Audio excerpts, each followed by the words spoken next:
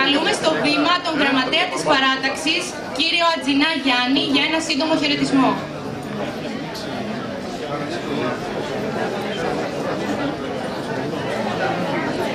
Φίλες και φίλοι, να σας ευχαριστήσω και εγώ με τη σειρά μου για τη σημερινή σας παρουσία. Απόψε είμαστε όλοι εδώ, δίνοντας ένα μήνυμα ενότητας της δημοκρατικής παράταξης, δίνοντας ένα μήνυμα νίκης για τις αυριανές εκλογές του Μαΐου.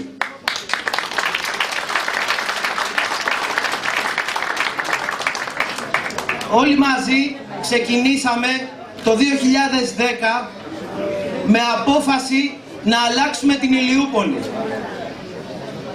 έχοντας το δικό μας όραμα για μια πόλη σύγχρονη και βιώσιμη, με ένα πρόγραμμα 8 ετές βγαλμένο από όλους εμάς, τα οποία γνωρίζοντας τα προβλήματα της πόλης. Και σήμερα, μετά από 4 χρόνια, μετά από την υλοποίηση μεγάλων προβλημάτων και δεσμεύσεων που είχαμε κάνει το 2010, ήρθε η ώρα να συνεχίσουμε. Να συνεχίσουμε για την ολοκλήρωση της πενταετίας που έρχεται.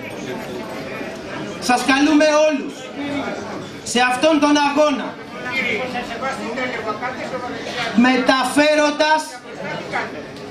μεταφέροντας το μήνυμα της προσπάθειάς μας, μεταφέροντας το μήνυμα της νίκης σε κάθε γωνιά της Ηλιούπολης.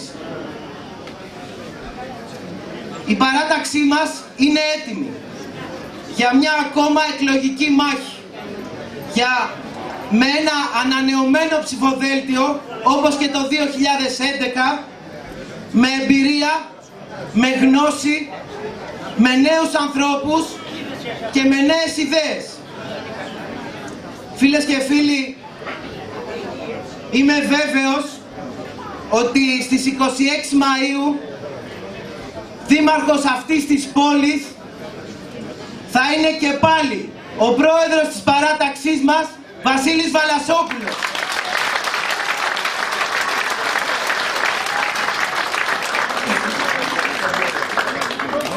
Κλείνοντας, θα ήθελα να κλείσω με το κεντρικό μήνυμα της παράταξής μας. Όλοι μαζί για την πόλη μας και τους ανθρώπους της.